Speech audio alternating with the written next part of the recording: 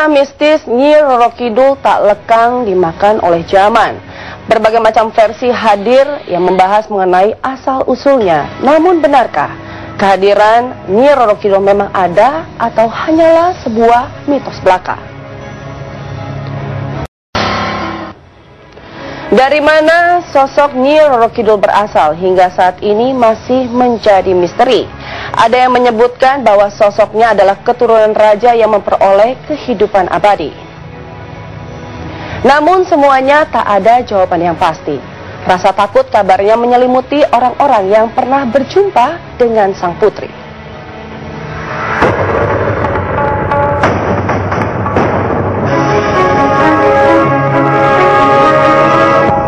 Misteri yang terselip di balik setiap lukisan sang ratu pantai selatan Nyi Roro Kidul tak pelak menjulangkan tanda tanya besar. Siapakah sebenarnya Nyi Roro Kidul? Namanya sudah melegenda lebih dari 100 tahun secara turun-temurun, tapi mengapa bahkan makamnya pun tidak pernah ada? Benarkah sosok Nyi Roro Kidul nyata pernah ada atau justru hanya mitos belaka? Setiap tempat itu pasti ada penghuninya dan pasti ada penjaganya. Atau juga kita sendiri punya rumah kok, masa alam lain juga tidak punya tempat sendiri gitu. Saya percaya dengan adanya dunia lain gitu, karena memang kita hidup di dunia ini di dua alam gitu kan, ada dunia gaib, ada juga dunia nyata gitu. Jadi aku harus percaya karena memang itu semua ciptaan Tuhan, dan kalau aku nggak percaya ya gimana, tapi jangan terlalu percaya juga karena itu bakal jadi musyrik. Realnya tidak ada yang tahu siapa sebenarnya makhluk ini, bisa dari bangsa jin atau itu hanya cerita dari zaman lalu. Kisah hidup dan asal-usul Nyi Roro Kidul pun tak kalah mengejutkan karena diwarnai kontroversi dengan berbagai versi. Di antaranya sang ratu pantai selatan ini disebut-sebut terlahir sebagai putri Raja Jawa yang patah hati dan melakukan tapa hingga menjadi sakti. Namun legenda lain pun konon menyebutkan bahwa Nyi Roro Kidul meninggal dalam kondisi moksa alias memperoleh kehidupan abadi menurut kepercayaan kuno Jawa. Itu adalah satu legenda. Kalau dilihat dari sebutan itu, dia seorang keturunan dari salah satu kerajaan di Pulau Jawa ini, karena kelebihan-kelebihan yang dimiliki oleh wanita ini, wanita soleha, ya, bisa disebut seorang santri, ya. Maka orang sekelilingnya pada saat beliau itu meninggalkan dunia yang tidak ada bekasnya, maka dibuatlah satu mitos bahwa beliau itu adalah seorang Nyai Roro. Konon katanya dulu memang ada sejarahnya gitu kan, dia tuh seorang putri atau apa, dan dia suci sekali lah, terus sampai akhirnya dia waktu itu ya, kayak menyerahkan diri untuk menjaga tempat sekitar, menyerahkan diri ke laut gitu kan, sampai akhirnya dia hilang tanpa jejak gitu, dan akhirnya dia menjadi Nyi Roro Kidul. Aku sih nggak tahu itu bener atau enggak, tapi yang pasti aku kalau misalnya datang ke laut atau kayak gimana, aku lebih kayak orang nggak bilang kan nggak boleh pakai baju warna hijau lah, apa segala macam. Aku sih Allahu alam lah, yang penting insya Allah kita ada yang menjaga, kita percaya dengan keyakinan kita, insya Allah nggak ada apa-apa. Mau tak mau teka-teki pun menjulang tinggi. Sudah ratusan tahun zaman membentangkan jarak antara masa kerajaan Jawa kuno dengan era modern dan canggih seperti sekarang. Tapi mengapa sosok Nyi Roro Kidul masih dahsyat menggetarkan nyali sederet insan dengan kisah kesaktiannya? Jika tidak ada manusia yang bisa hidup abadi, benarkah selama ini ada makhluk dunia lain yang menguntai geger atas nama Nyi Roro Kidul? Mitos yang menyatakan ada Nyi Roro Kidul yang ada di pantai selatan. Kalau masuk kategori itu jin atau setan, masuk kategori jin yang konon katanya menyerupai wanita cantik. Jelasnya jin, karena bisa masuk ke air, bisa keluar dari air, terbang kanan kiri.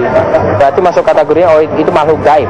Ibu Ratu itu sebenarnya adalah sosok yang baik kalau menurut saya, karena dia adalah sosok jin sebenarnya. Terus yang aku lihat Ibu Ratu itu enggak kayak gini, maksudnya enggak mesti kayak gini. Dia tuh lihat orang itu dari hatinya dia, dari hati seseorang itu. baru bisa deket sama dia. Tapi nggak mesti tabur bunga, nggak mesti ritual gitu. Dia kalau memang dia sayang kayak Bung Karno aja, dia sayang, dia bisa ketemu gitu. Tapi nggak kayak gini caranya. Kalau ini kayak lebih kayak muja ya kan.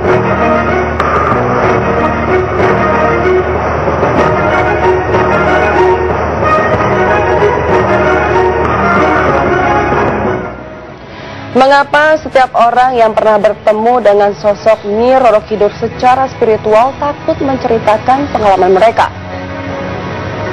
Insert investigasi akan segera kembali.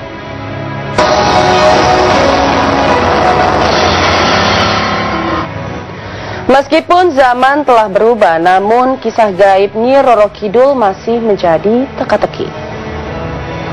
Dari pelukis hingga artis seperti Julia Perez yang pernah berjumpa dalam nuansa mistis takut menceritakan pengalaman mereka. Apa yang sebenarnya terjadi?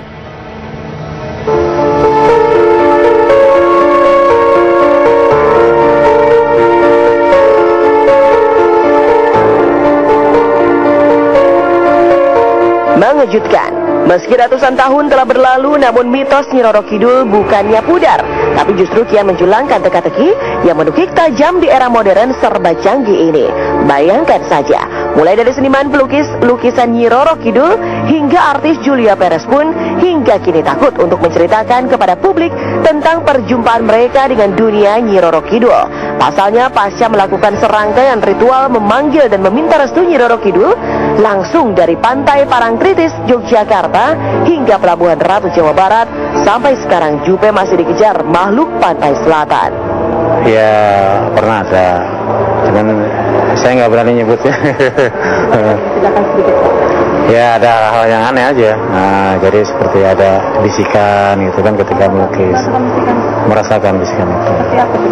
Ya artinya sesuatu yang dikerjakan tuh harus ikhlas. Itu aja intinya. Mistik sekali. Ya, saya susah jelasin, saya udah jelasin pada saat itu, tapi memang auranya mistik sekali. Sampai saat ini saya masih datang terus hal-hal seperti itu. Serem banget. Serem banget. Aku kalau mau cerita tentang hal-hal mistis itu, aku masih gemeteran tuh, karena itu masih menghantui aku sampai sekarang. Aku masih gemeteran kalau ngomongin itu, karena itu benar-benar terjadi dan aku nggak mau cerita, aku takut banget. Apa yang sebenarnya terjadi? Mengapa setiap manusia yang konon bersinggungan langsung dengan dunia Nyi Roro Kidul, layaknya Suwardi sang pelukis hingga Jupe, takut mengisahkan pengalaman nyata mereka? Benarkah saat melakukan ritual di sepanjang jajaran pantai selatan, Jupe diteror sederet makhluk dunia lain tak kasat mata dalam wujud mengerikan dan bertahan sampai sekarang?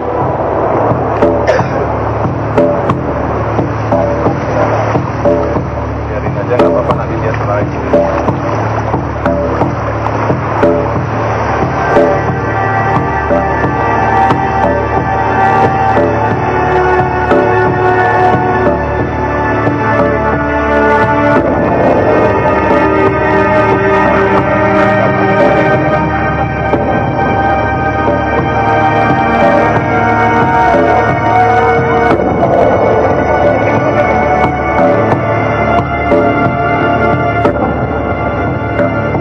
Sih yang aku lihat di sana, tapi bukan Ibu Ratu, bukan Susana, bukan. Jadi lebih yang kayak apa sih orang-orang kayak yang ada di sana, alam di sana kayak gitu-gitu. Serem-serem sih yang aku lihat, entah justru dari setan-setan nyasar yang aku lihat, hantu-hantu nyasar itu. Yang jelas itu bukan makhluk yang baik, entah. Pokoknya saya nggak usah bilang, karena saya ngerasa saya bersalah gitu, karena pada saat itu seharusnya saya memang terjun, saya yang diinginkan oleh Kanjeng Ratu Kidul ini kan saya harus benar gitu, serius, dan saya cuma untuk film aja gitu. Dan ini yang bergejolak ini sekarang, ini hebohnya ini gitu loh. Wah, ini makanya tarik ulur dunia mistik dan saya kembali lagi kepada pelukan Allah. Ini lagi ini tarik-tarikan. Diguncang takut akan dahsyatnya kekuatan dunia lain, kini Jupe pun mendadak berubah 180 derajat. Jupe lebih mendekatkan diri kepada Sang Halik dengan cara-cara yang lebih khusyuk. Bahkan bukan hanya karena sedang melakukan ta'aruf dengan ustadz pilihan ibundanya, kini Jupe semakin rajin sholat dan melakukan ibadah sunnah lain demi menghindari kejaran dunia lain pasca mengejar restu Nyi Roro Kidul lewat ritual. Kalau misalnya saya dibilang masih mengikuti ajaran-ajaran Kanjeng Ratu Kidul, itu udah sangat salah sekali. Sekarang saya selalu mengikuti ajaran-ajaran Nabi Muhammad SAW.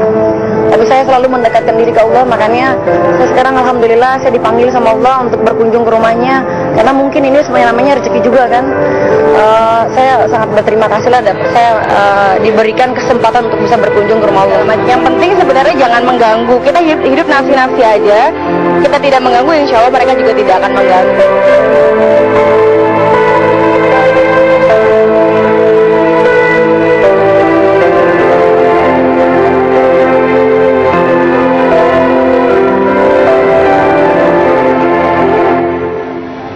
Hingga saat ini Julia Perez masih merasakan teror dari dunia lain. Seperti apa kisahnya? Insert investigasi akan segera kembali.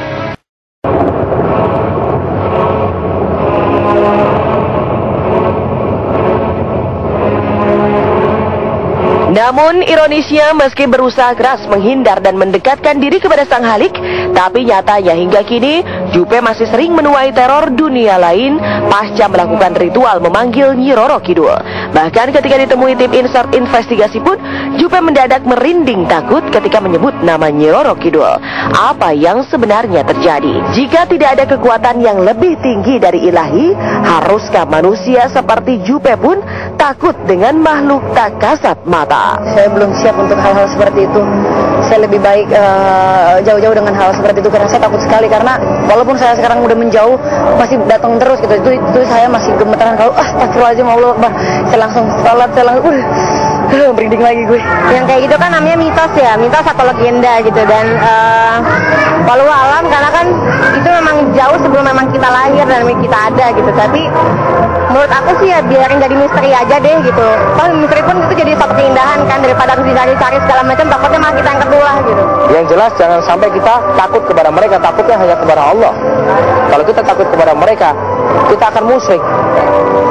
Takut hanya kepada Allah Subhanahu wa Ta'ala. Makanya supaya nggak jauh-jauh dari situ, deketin sama Tuhan gitu.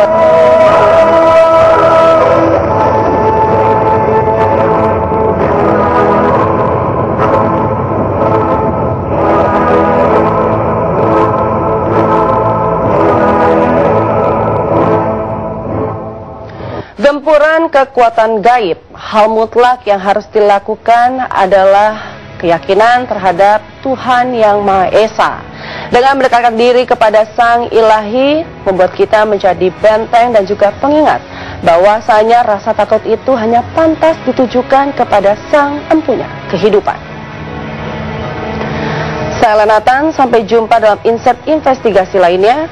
Selamat sore.